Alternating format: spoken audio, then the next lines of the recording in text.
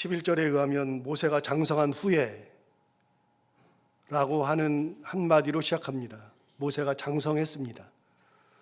그러면 이게 얼만큼의 시간이 지나느냐? 여러분, 모세가 장성했으니까 이 사건 이후로 모세가 미디안 광야에 도망가잖아요. 미디안 광야에 도망가서 거기서 이제 양을 치는 목자로서 살아가는데, 그때 도망갈 때 나이가 40살이니까요. 여기서 지금 이 사건이 나오는 이 장성한 후에라고 하는 것은 40살이 되었을 때 그 말입니다.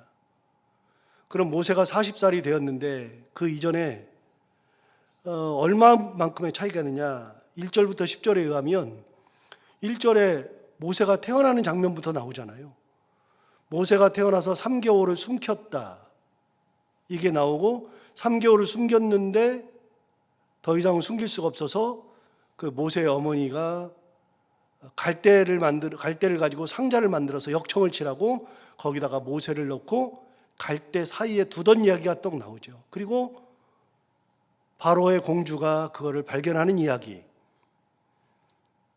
그리고 그것을 멀리서 지켜보던 모세의 누이 미리암이 가서 유모를 데려올까요? 그랬더니 데려와라. 그래서 유모를 데려다 줬는데 그게 바로 모세의 어머니고, 그렇게 해서 바로의 공주가, 바로의 딸이 너희 집에 데려가서 키워라. 젖을 뗄 때까지 키워서 데려와라. 그래서 젖을 뗄 때까지 모세의 어머니가 그 품에 안고 모세를 키웠습니다. 그것도 싹쓸 받고. 그렇게 하고서 다 컸을 때, 젖을 때가 되었을 때 어떻게 했느냐? 여러분 9절부터 10절을 볼까요? 9절부터 10절을 보시면 바로의 딸이 그에게 이르되 이 아기를 데려다가 나를 위하여 젖을 먹이라. 내가 그 싹쓸 주리라. 여인이 아기를 데려다가 젖을 먹이더니 그 아기가 자라매 바로의 딸에게로 데려갔다.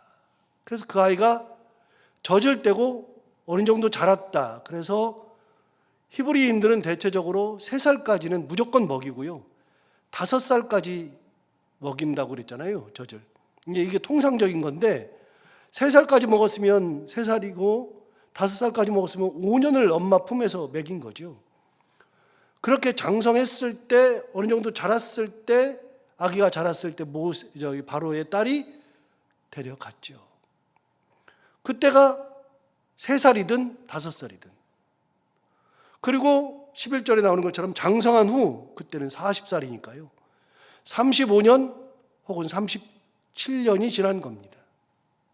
그렇게 35년 정도가 지났다고 했을 때, 여러분 분명히 이 아이는 바로의 궁에서 살았잖아요. 바로의 궁에서 살고 이집트식 교육을 받고 바로 딸의 아들이 되어서 그렇게 살았죠. 그렇게 35년을 살았는데, 그런데 오늘 본문은 아주 이상한 얘기를 하잖아요. 여러분 오늘 본문에 보면 11절에 이런 얘기가 나오죠. 모세가 장성한 후에 한 번은 자기 형제들에게 나가서 그들이 고되게 노동하는 것을 보더니 어떤 애굽 사람이 한 히브리 사람 곧 자기 형제를 치는 것을 본지라. 여러분 커서 보니까 자기 형제들에게 나가서 고되게 노동하는 것을 본 겁니다. 여러분 모세가 왜 형제들이 노동하는 곳을 왜 가봐요? 아니 바로의 궁에 있는 이 바로의 자녀인 이 모세가 왜 히브리 사람들 노동하는 데를 왜 가보냐고요? 여러분 이해가 되세요? 그건 말이 안 되잖아요. 갈 이유가 없잖아요. 그런데 모세는 히브리 사람들이 노동하는 데를 가본 겁니다.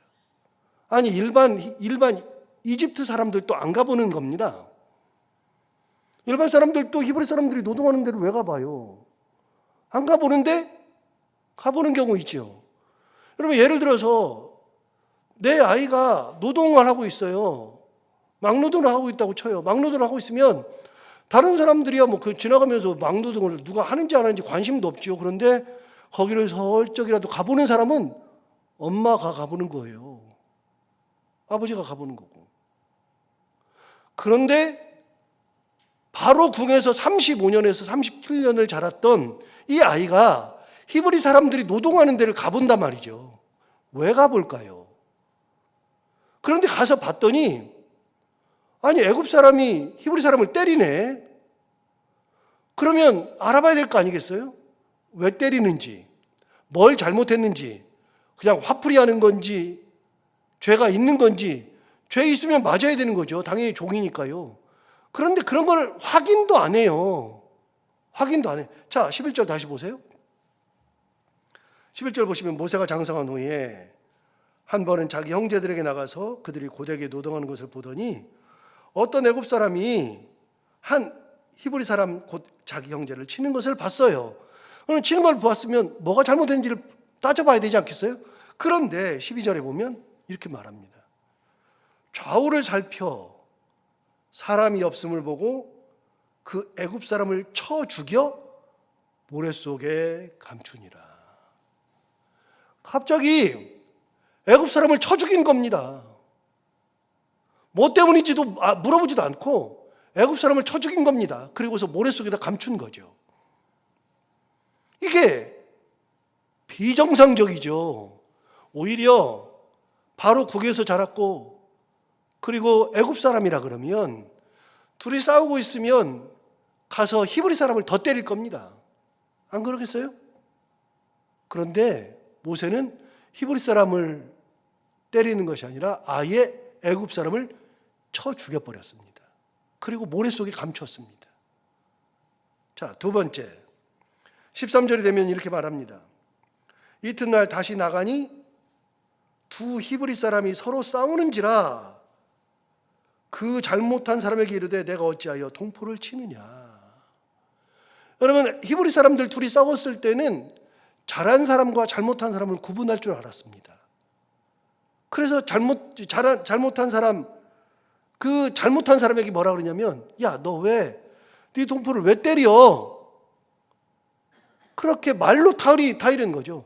동포끼리 싸우면 안 되지. 어제랑 사뭇 다르지 않아요? 그런데 14절 보세요. 14절에 그가 이르되 누가 너를 우리를 다스리는 자와 재판관으로 삼았느냐? 누가 너를 우리를 다스리는 자로 삼았어? 재판관으로 누가 삼았어? 네가 애굽 사람을 죽인 것처럼 나도 죽이려느냐? 여러분 아까 12절에서는 뭐라 그러냐면 좌우를 살펴서 사람이 없음을 보고 애굽 사람을 쳐 죽였잖아요. 아무도 모르는 줄 알았거든요. 그런데 그 다음 날 히브리 사람들끼리 싸우니까 너 왜 동포를 쳐? 그랬더니 누가 너를 우리의 재판관으로 삼았어? 누가 우리를 다스리는 사람으로 너를 삼았어? 어제는 애굽 사람을 쳐 죽이더니 오늘은 나를 쳐 죽일 거냐? 이렇게 말한 거죠. 깜짝 놀란 거죠. 자, 여기서 아까 가졌던 의문, 도대체 성경은 한 번도 모세가 히브리 사람이라는 것에 대한 정체성을 가졌다는 얘기를 한 적이 없어요. 모세가 히브리 사람이라는 교육을 받은 적이 없고 누가 너는 히브리 사람이라고 이야기해 준 적도 없을 거고 그런 게 성경에 한 번도 안 나와요. 그럼 모세는 자기가 히브리 사람인지를 몰라야지 맞잖아요. 그런데 모세는 다 알고 있단 말이죠. 왜 그래요? 어제 말했잖아요. 엄마가 키웠잖아요. 엄마가 자기 품에서 젖을 먹이면서 키웠잖아요. 그래서 말씀드렸잖아요. 여러분, 우리 모국어라 그러잖아요. 한글을 이제 모국어라 그러잖아요. 자기가 쓰는 말을 모국어라 그러는데 왜 모국어예요? 어미 모자를 쓰는 거예요. 엄마 모자. 엄마가 쓰는 말이에요. 모국어라는 것이. 그런데 이걸 영어로 이야기하면요. 우리는 모국어라 그러는데 영어로는 뭐라 그러냐면 머더텅이라고 그래요. 머더텅. 머더텅이 뭐냐? 엄마의 혀라는 뜻이에요. 그러니까 외국에서도요. 모국어를 엄마 혀라 그래요. 우리는 엄마 말이라 그러고. 왜 모국어라 그래요? 이유는 간단한 거예요. 아이가 어렸을 때 우리 영어 배울 때 학교 다닐 때 영어 배우죠. 영어 배우고 뭐 학교 다닐 때 뭐 그러는데 그 영어 배울 때 저는 독일어도 배웠는데요. 그런데 영어를 배울 때 어떻게 배웠어요? 그냥 A, B, C, D 그러면서 막 써가면서 배웠잖아요. A, B, C, D 하고서 써가면서 배우고 A에서는 아 발음도 나고 에 발음도 나고 뭐 이런 거 막 배웠잖아요. 어 발음도 나고 막 이런 배우잖아요. 모음은 아에 유오가 있고 막 이렇게 배우죠. 그걸 섞어가지고 A와 E를 섞는다 뭐 이런 것도 배우고 많이 배웠죠. 여러분 이렇게 배우는데 아이가 태어나가지고 A, B, C, D 그래요? 애가 태어났는데 엄마가 벽에다가 써놓죠. A, B, C, D 딱 써놓고 이게 A야? 그래요? 갓난아이한테? 갓난아이한테는 그렇게 가르치질 않아요.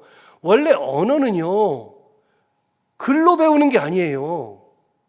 원래 언어는 글로 배우는 게 아니라 언어는요 들어서 배우는 거예요. 엄마가 끊임없이 얘기하잖아요. 뭐라 그래요? 엄마, 엄마, 맘마. 요것만 6개월 한다고. 6개월 요것만. 그러면 애가 6개월 지나면 엄마가 아 이게 엄마구나 알아요. 근데 엄마를 제일 쉽게 한다 그랬잖아요. 왜 엄마가 가장 쉬워요? 모음상 어 발음이 가장 쉬워요. 이거는 뭐냐면 그냥 여기서 어 하면 이게 어예요. 아는 어려워요. 아는 뿜어내. 아 그래야 되거든요. 똑같은 모음이라고도 우는요. 우 이러니까 이, 우 다 힘들어요. 근데 어는요 그냥 여기서 어 이렇게 어예요. 그래서 세상에서 제일 쉬운 발음이 어라고요. 제가 어떻게 하냐고요? 제가 영어 교육했잖아요. 그래서 언어학을 전공했잖아요. 세상에서 제일 쉬운 발음이 어예요. 그래서 엄마가 제일 쉬워요. 그래서 애가 배울 때 가장 쉬운 게 엄마예요. 그런데 이모가 와가지고 이모 해봐. 이모를 못해. 얼마나 어려운 이모 이게 얼마나 어려운데요. 그냥 애가 엄마 하면 엄마가 되는 건데. 이모 못했다고 막 이모가 막 그러고 고모는 더 어려워 이게. 고모는. 아빠도 진짜 어려워. 아도 힘들지만 아빠 이게 진짜 힘든 발음이거든요. 우리는 쉽지만 그래서 애들이 어렸을 때는요 엄마한테 배우는 거예요. 언어는 엄마한테 배우는 거예요. 그게 모국어라고요. 그래서 머더텅이라 그래요. 그런데요 이 아이가 있을 때 어느 정도 지나면은요 엄마가 계속 가르쳐 주는 거예요.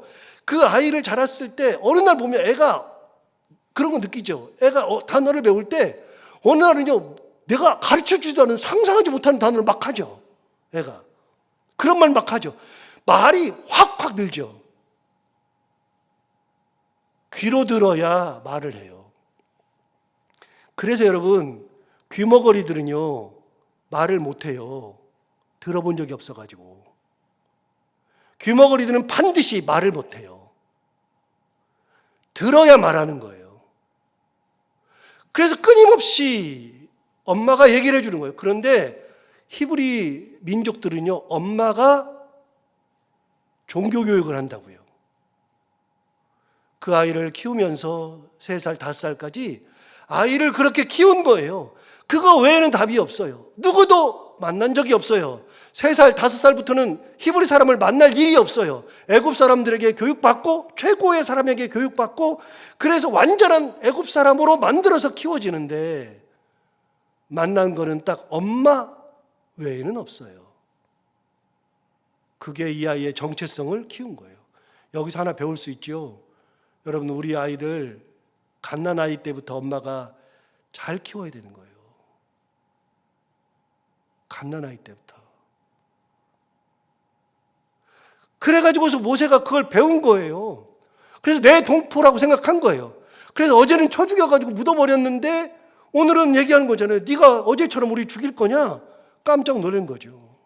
그 정체성을 가지고 있는데 도와주려고 그랬는데 이집트 사람 말고 히브리 사람 도와주려고 그랬는데 그러니까 거기 가보고 다 했는데 도와주려고 그랬는데 그 사람이 오늘은 우리 나 죽일 거야? 이러는 순간에 발각됐구나. 그래서 도망가잖아요. 미디안으로 도망가잖아요. 여러분 14절 뒤쪽을 보세요. 뒤쪽을 보시면 모세가 두려워하여 이르되 일이 탈로 되었도다.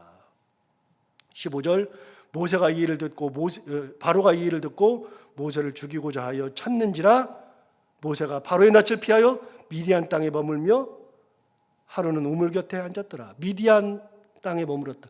이 성경이 너무 간단하니까요. 여러분 미디안이 어디 있어요? 모세가 있던 데는 이집트의 카이로예요. 여기예요. 그런데 카이로에서 오른쪽으로 가면 바다가 이렇게 쭉 올라와요. 홍해가 올라와요. 홍해가.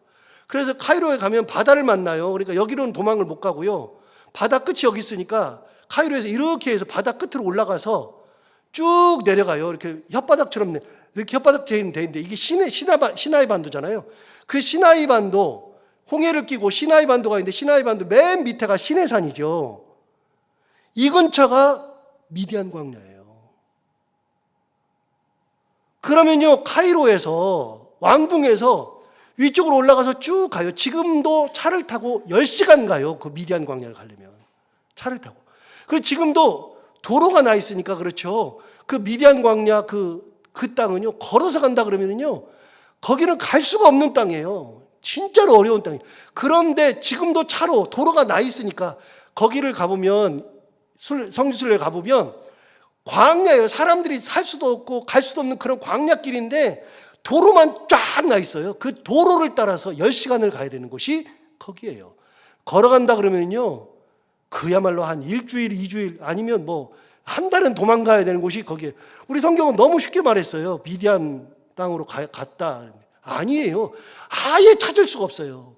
여러분 옛날에 우리 그 영화 같은 거 보면 우리 그 마님하고 돌쇠하고 눈이 맞아가지고 산속으로 도망가죠. 산속으로 도망가는데 정말 산속으로 도망가면 못 찾아요? 못 찾아요. 왜 그래요? 여러분 강원도 태백만 가봐요. 산이 첩첩산중이에요. 거기에 도로가 나 있으니까 우리가 가고 있지. 옛날에 거기 가면은 누가 찾아요? 못 찾지. 거기서 먹고 살 것이 없으니까 나무 다 잘라내고 불 내가지고 거기다 화전민들이 땅 가꾸면서 살았지. 옛날에는요, 산으로 숨으면 찾을 수가 없었어요. 똑같아요. 카이로에서 그 미디안 광야로 가면 누가 찾아요, 그거를? 모세를. 모세는요, 완전히 사람 쳐 죽이고 미디안 광야까지 갔어요. 그럼 여기서 하나 질문. 도대체 모세가 자의로 갔어요? 아니면 도망갔어요? 도망갔어요. 모세가 미디안 광야에서 목자로 살고 싶었어요? 아니면 왕궁에서 살고 싶었어요? 왕궁에 살고 싶죠. 모세 의지가 있어서 도망간 게 아니에요. 살인자니까 도망간 거예요. 그런데 훗날 보니까 하나님께서 그 길을 인도하시는 거예요. 누구랑 똑같아요? 요셉과 똑같아요. 요셉이 자기가 자의적으로 이집트에 간다 그랬어요? 내가 종살이 하고 싶었어요? 아니에요. 그런데 시간이 지나놓고 보니까 형들이 와서 물었어요. 형들이 그랬어요. 우리가 잘못했다 그랬더니 나를 여기에 팔았다고 해서 근심하지 마소서, 두려워하지 마소서.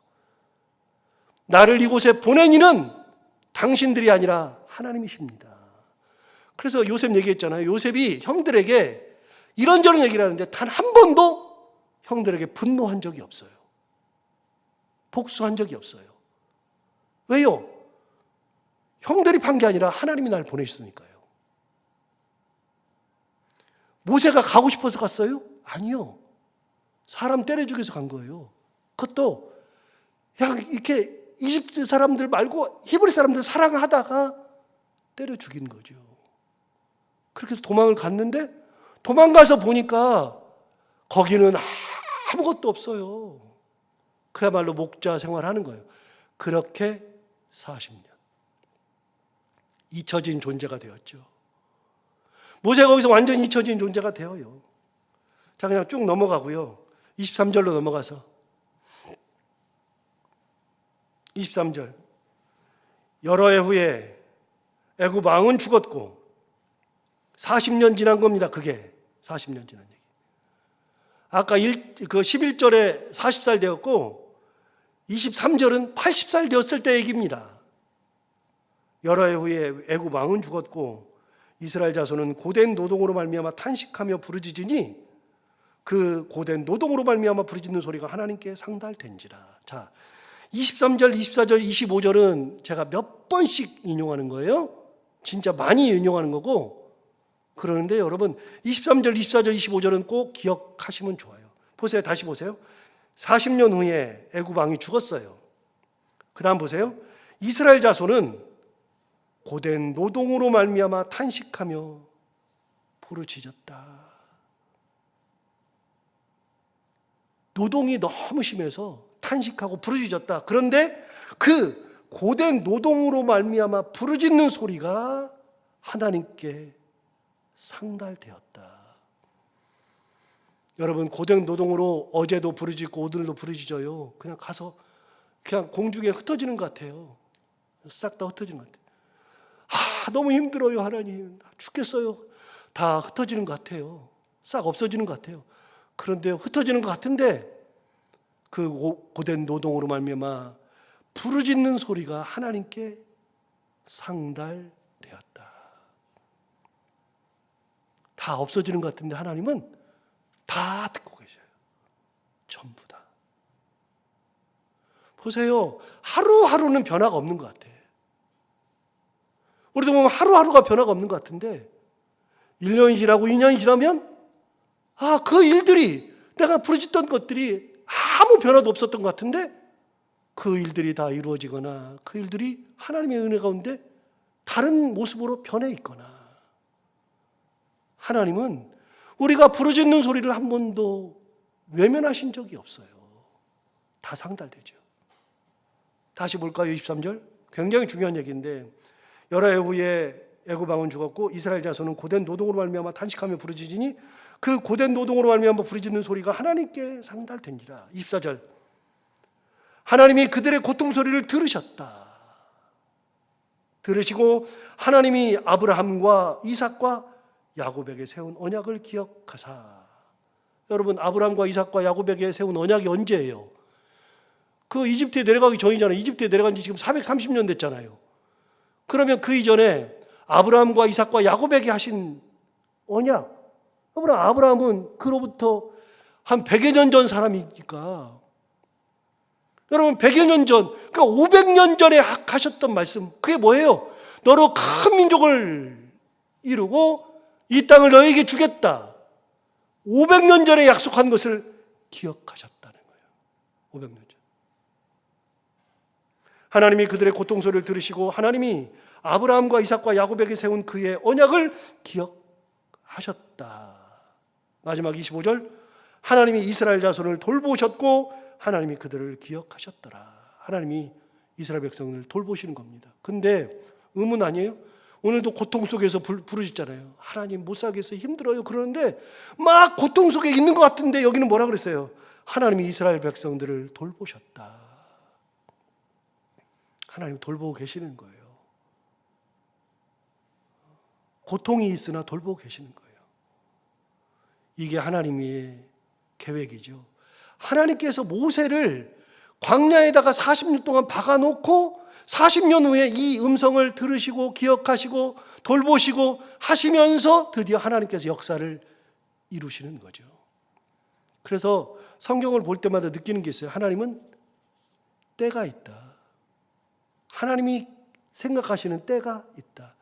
요셉에게 17살에 집어넣어놓고 30살에 총리가 되게 하시고 39살에 가족들을 만나게 하시고 그러면서 이스라엘 백성들을 다 불러내오는 하나님의 시간대가 있더라. 모세도 처음부터 쓰시는 게 아니라 태어나서부터 젖먹이고 그리고 35년 동안 거기서 교육받게 하시고 도망가서 거기에서 나는 아무것도 못해요. 다 내려놓는 그렇게 만드시는 하나님의 때가 있다. 부르짖는 것도 어느 정도까지 차는 상달의 때가 있다. 여러분 기억하시고 이 하나님의 때를 항상 기억하면서 어느 순간에 있든지 간에 하나님 앞에 나의 모든 것을 다 아뢰면 하나님께서 다 들어주실 걸로 믿습니다. 그 믿음 가지고 살아갈 우리 모두가 되기를 바랍니다. 하나님 아버지 감사합니다. 오늘도 귀한 말씀으로 우리를 깨우쳐 주시고 인도해 주셔서 감사합니다. 오늘 모세가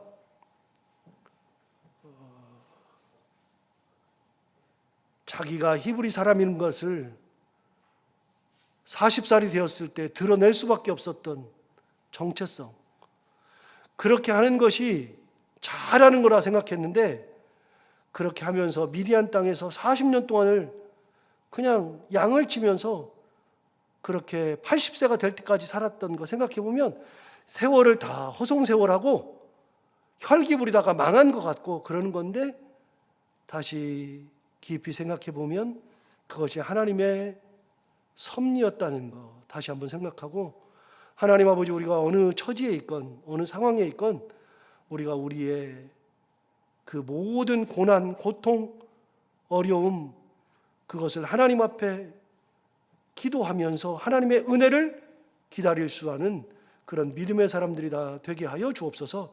때가 되면 역사하시는 그 하나님, 때를 기다리시는 하나님을 바라보며 하나님의 그 섭리 가운데 살아가는 저희들 다 되게 하여 주옵소서. 오늘도 이 말씀을 기억하며 살게 하여 주옵시고, 오늘도 기도하러 나온 사랑하는 모든 성도들 한 분 한 분의 기도를 다 들응답해 주시기 원하며, 해야 되는 것들을 기쁨으로 잘 감당하고 만나는 분들과 함께 웃고 행복한 하루가 되게 하여 주옵소서. 예수님 이름으로 기도하옵나이다.